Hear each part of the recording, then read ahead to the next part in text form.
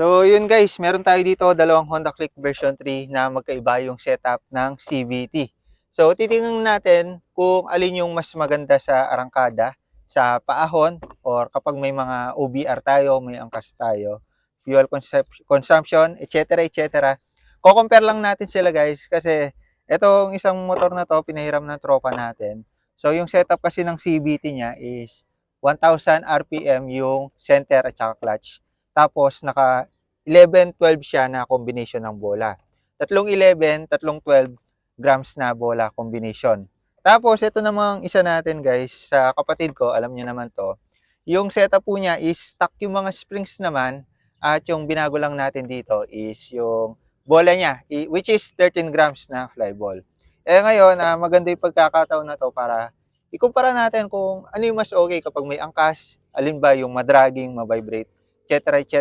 yung maganda yung arangkada, fuel consumption. So kanina, tinesting na natin, may footage ako dyan, papakita ko na lang.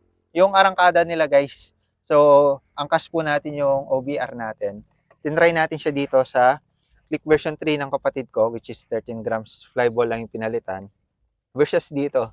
At nakita ko na medyo may konting vibrate na kapag medyo mabigat na yung dala nitong motor na to. Which is, dito naman, sa motor ng tropa natin, 1K center springs. Both springs na clutch tsaka center is wala tayong dragging na naramdaman. So, dun pa lang sa springs, makikita na natin na kaya niyang makapagpatanggal ng dragging. So, ngayon, tatry naman natin dun guys. So, may packet dun. Check natin kung alin yung mas magandang iahon.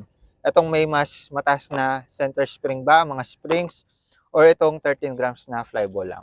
By the way guys, kung ikukumpara nyo naman yung stock configuration, dito sa 13 grams na pinalitan lang na bola, mas maganda yung arangkada nitong 13 grams. So, tandaan nyo yan sa mga Honda Click. From stock, pag nagpalit lang kayo ng 13 grams na flyball ninyo, mas magiging better. So, kung tatanungin natin yung differentiation, stock versus 13 grams lang pinalitan, mas maganda sa arangkada to. Pero ito kasi guys, yung springs niya pinalitan. So, titingnan natin kung ano yung maganda sa ahon, no? Kasi may mga una tayong video, bola lang yung pinalitan natin, spring lang yung pinalitan. Makikita nyo naman yan sa previous, pero dito, titingnan natin comparison lang. So, yung bibigay ko sa inyo guys is idea lang, no? Hindi naman yung perfect na combination ng bola. Idea lang kung ano yung maganda sa akyatan sa kapag may angkas tayo or mabigat yung motor. Lalo na kung pang daily nyo, tapos may mga angkas kayo guys. Tsaka, depende sa road condition. Kung paahon ba sa inyo, katulad ng Baguio, Tagaytay, laging paahon, baba. Pero kung mga patag lang, medyo i-disregard natin to kasi yung 13 grams talaga, all goods na siya. So yun guys, try natin siya sa paahon dito. Kasama natin si OBR ngayon, which is yan yung nag-video, tsaka yung kapatid ko. Check natin guys, unahin natin to sa kapatid ko, tapos next ito. Paahon muna tayo, paahon test comparison. So yun, unahin po natin sa arangkada. Gamit natin ngayon sa kapatid ko muna yung version 3 na. Sa arangkada, tignan natin yung take off niya. Kung may delay ba, mabilis ba yung take off, at kung whatsoever. So i-set up pala nito 13 grams bola, stock yung mga spring, center at saka yung clutch spring. So yun yung sa tropa natin, unahin na natin dito. Kasama pala natin si OBR natin guys, para na sa gayon alam natin kung kaya siya kapag may angkas. So yan, take off tayo. Tara poy. Sa take off nya, marahan lang yung ano natin guys sa piga, pero hindi siya sobrang delay. Kukumpara natin sa stock configuration na CVT, yung wala pa talagang ginalaw, 15 grams yung bola. Mas malakas talaga hatak kapag nagpalit tayo ng bola. Alam nyo naman yan, ito 13 grams. Yun pala yung pinalitan natin, magkakaroon talaga ng hatak yan. Goods na goods siya pang kung gusto mong lumiksi ng konti yung motor mo. So kahit may back ride tayo ngayon guys, all goods na all goods siya. By the way, yung timbang ni OBR natin is 70 kilograms, ako 75. So pumapatak ng 145 kilograms yung total weight natin. So last test arangkada, ayan, para ma-differentiate natin. I'm from mabagal. Wala tayong nararamdamang delay sa throttle, no? Smooth naman yung niya, arangkada. So check natin ulit dito sa hams. Ayan, check natin, babagal tayo. Ayan, tas piga. Tapos sa dragging guys, siguro idadaan ko sa rate yung dragging, mga 1 to 10. May dragging siya ng konti. Ramdam ko yung hindi siya yung sobrang madragging pa ngayon, pero may ramdam tayong konting dragging. Siguro mga ano lang naman, 2 out of 10 yung dragging guys, para may idea kayo. So yan, palit kami ng kapatid ko para sa comparison naman dito sa isang motor. Ayan guys, from dito lipat tayo dun sa isang version 3. So yung setup naman nito is 11-12 grams bola. Combination siya, tatlong 11, tatlong 12. Tapos spring niya 1000, center at saka clutch spring. So base sa tropa natin, hindi na natin siya chinek, pero ayun, tiwala naman tayo sa tropa natin na yun yung pinalagay niya. Binanggit niya rin kasi bago siya umalis. So yun, first impression natin, kasi kakagaling lang natin dito sa kabila. Kapag bumira tayo, parang naka-neutral pa siya, hindi siya agad umalis. Hindi siya agad magti-take off. Ngayon, pag i-RPM ko siya, wala kasi tayong RPM gauge. Pag tumaas na yung RPM, dun pa lang siya arangkada. So, in short, may konting delay. Pero sa dragging guys, ayan, dragging. Pagkataas sa hams, tignan natin kung may dragging. Kasi magbabagal tayo dyan. Try na tayo. Ayan, from mabagal. Wala. Wala siyang dragging guys. So isa rin sa epekto kapag nagtaas tayo ng spring, gawin nyo lang 1000 yan, is mawawala yung dragging. Kasi nagre-record din ng mataas na RPM bago umipit yung clutch lining natin sa belt. Do delay siya ng konti, pero pag umipit siya is na talaga, kapit na kapit, hindi na siya magi-sliding guys. So kung gusto yung mawala yung dragging, isang solution yon, taasan yung springs. Mas okay, 1000 okay na yon, goods na, center at saka clutch. Yung 1.2 kasi medyo sobrang delay na yon, mas okay na yun sa mga karkado pero nasa inyo na yan kung ano yung timplang babagay sa inyo. Pero dito sa 1K, hindi na natin ramdam yung dragging. Sa delay, hindi naman siya sobrang delay guys, swak lang naman. By the way, angkas ko pa rin yung OBR natin. Swak lang naman siya. Diba? All goods pa rin naman. Daming hams all goods. Pag tumakbo na tayo, ayan, nagkukurenta na. Wala nang delay, di nyo naramdam yung delay. Tapos responsive na siya guys. Isa pa, wala tayong nararamdaman delay. Kasi doon sa kabilang version 3 guys, pag mabagal tayo, take off tayo, parang yuyugdug pa siya ng konting-konti, slight na slight. Sa bola naman, suggest lang natin, bawas kayo ng yung range lang naman kasi ng bola, na magandang bola sa click, is 11 to 13, ganyan. 14-15 kasi medyo medyo delay. Naka-design kasi yung motor natin for fuel efficient, kaya tinasan yan. Ay, daming hams dito. Pero for ko sa arangkada, for conclusion ko sa arangkada, masarap i-arangkada yung itong 1K RPM compared dun sa stock na 800 RPM palit. So yun guys, try ulit natin siyang pinagpalit para makita ko yung difference. Baka kasi guni-guni ko lang kanina. Sa hams tayo, ayun, may dragging talaga guys. Pero kung ako lang mag-isa, wala naman siyang dragging. 800 RPM, 13 grams. So yun, for idea, 13 grams, 800 RPM springs, tapos may angkas, nasa 145. Dragging siya. Ayan 2 out of 10 guys yung dragging niya. Pero pag mag-isa lang kayo, wala siyang dragging. Alam ko to kasi nasusubukan ko to na ako mag-isa lang, wala siyang dragging. Ito guys, medyo high speed naman ng konti. Hindi naman totally high speed. Nasa 60, magsi 60. Ayan, wala nang dragging dito. Smooth na siya, kasi smooth na siya nung isang version 3. Wala naman tayong issue pagdating sa mga ganto-ganto. Guys, paakyat na to, paahon na to, So hindi lang halata sa video pero gradual yung sloping niya. Hindi ko lang alam kung ilang percent, pero banda dun sa taas guys, ano to, matarik na, medyo matarik-tarik. So hinto tayo dito para syempre mag take off tayo. Check natin kung kaya niya, no, kung magda-dragging siya sa take off. Ayan guys, check lang muna natin. So yan, start from 0 tayo, tapos bibira tayo. By the way, kasama natin si OBR pa rin. Ayan, bira natin guys. And so far, all goods naman. Ayan, nabitin lang tayo ng konti. All goods naman, no? Hindi siya nagda-dragging. Ayan, ngayon tignan natin kung smooth siya. All goods guys. Check natin, pahinto-hinto tayo. Bagal tayo, tapos bira. All goods. Wala naman tayo nararamdamang dragging, no? Nag-engage naman ng maayos yung ano natin, clutch lining. Pero mamaya compare natin, baka mas better yung performance nung isa eh. Pero kung kukumpara talaga to sa stock, medyo magkakaroon ka ng delay paakyat. Hirap siya sa arangkada eh. Ngayon, pag palit mo ng bola lang, kahit bola lang, lalakas yung arangkada guys. Ito, medyo paahon na to.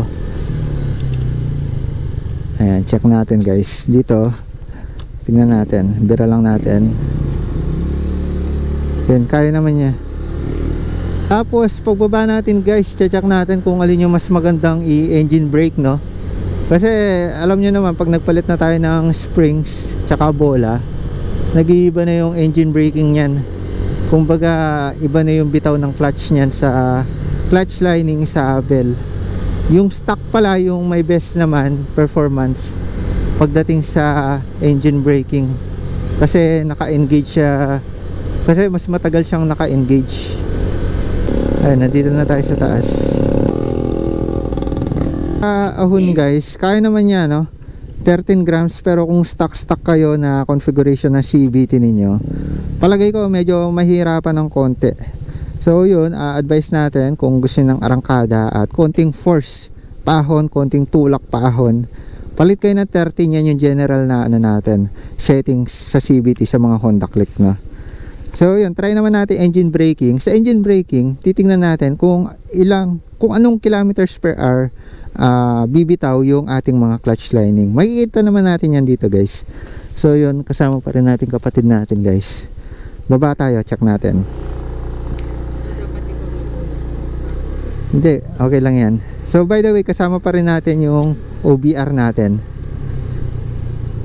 Ayan, naka-engage pa siya guys. Engage pa siya. Yun, sa 15 bumitaw na siya.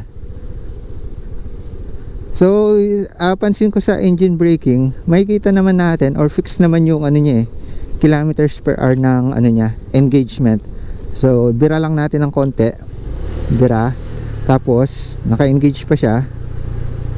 Tingnan natin kung ilang kilometers per hour siya bibitaw. 16, 15, 14, 13. 13 siya ngayon. Naglalaro siya sa ganun, isa palas ah. Ayan, bira lang.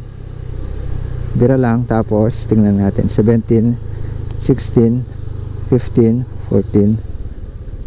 14 siya ngayon, 14. Naglalaro lang sa 13 to 15 yung ano niya, kilometers per hour ng pag-disengage, which is mas bababa sa stock. Alam ko sa stock nasa mga 16, 17. Engage ulit natin last guys. Last na yan. 17, 16, 15, 14. 14.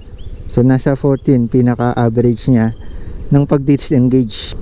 Kasi kapag bumitaw na siya guys, ayan o, tuloy na siya. Pataas naman yung ano niya, ayan o, kilometers per hour. Pabilis naman siya ng pabilis. Kumbaga pabulusok tayo. Yan, palit na naman kami ng setup ni Poy. Alright. Hindi mo na inon?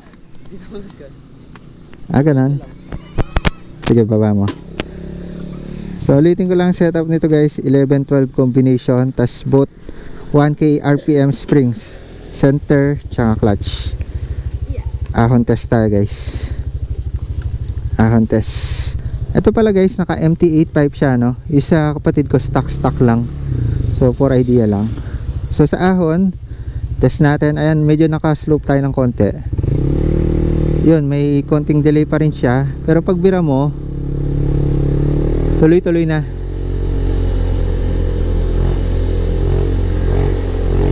Ito na yung ano guys, dito na lumitaw yung difference nila. Responsive yung mataas na RPM. Sa akyatan, mas responsive. Doon naman natin yan. Expect naman kasi natin yan kasi pag kapit nung springs doon sa clutch natin, talagang kapit na kapit yan. Do delay siya, pero kapag kumapit na siya sa bell, talagang kapit na kapit siya. Ayun o, responsive. Dinig natin sa tambuchi eh. So yun guys, dito masabi ko na kung maakyatan yung lugar sa inyo, palit kayo ng mga springs. Kahit both 1K, okay yun. Both 1K, wag nyo lang mas tataasan yung sa clutch spring nyo, kasi sobrang delay nun. Sobrang taas ng RPM bago kayo makaalis. Kahit i-both 1K springs nyo lang, 1K RPM, all goods na yun guys. Ayun o, responsive.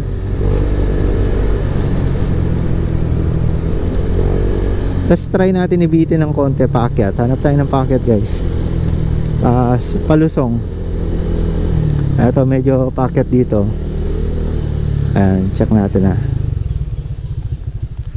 Ayan, bibira natin. Dito rin nata uminto kanina eh.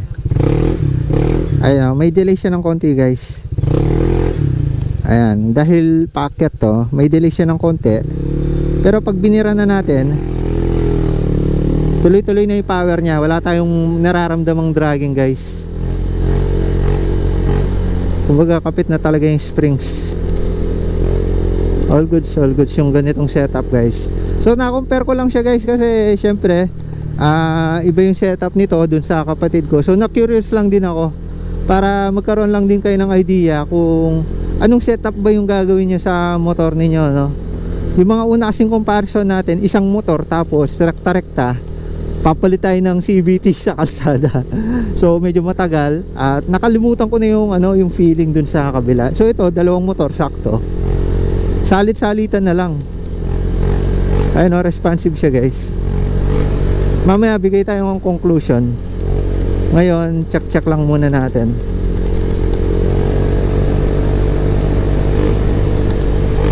Responsive, okay na okay. All goods. Ikot tayo guys. Ngayon, check naman po natin yung kanyang engine braking. So dito rin tayo kanina sa starting point natin. Ayan, dito tayo sa starting point. Ngayon, baba na tayo. Bira lang natin ng konti guys. Bira lang ng konti para mag-engage yung lining. Tapos bitaw. Ayan, nakabitaw na tayo. Check nyo yung kanyang kilometers per hour. Ayun o, 16 pa lang, bumitaw na. Isa pa. Tignan nyo ha. 20, 19, 18, 17, 16. Oh, 16, bumitaw siya guys. So ibig sabihin, kahit medyo mabilis pa yung andar ninyo, bubulusok na kayo agad kasi yun nga, maagang bumitaw yung clutch nyo dun sa bell. Ayan, ulitin natin last guys. Dito lang dun sa isa, 13 grams, nasa 13, 14 siya bumitaw. Ito, bibitaw siya ng 16. Yun, bumitaw na. Kung makikita nyo, paangat na naman yan. Ayun, di ba? Mararamdaman nyo rin yan. So conclusion dito guys sa engine braking, mas gagamit kayo ng preno kapag mataas yung springs nyo, kasi nga mabilis bibitaw yung mga clutch lining nya sa bell. So advantage, mataas na bola or stock configuration, good siya sa engine brake, pero talo siya sa ahonan.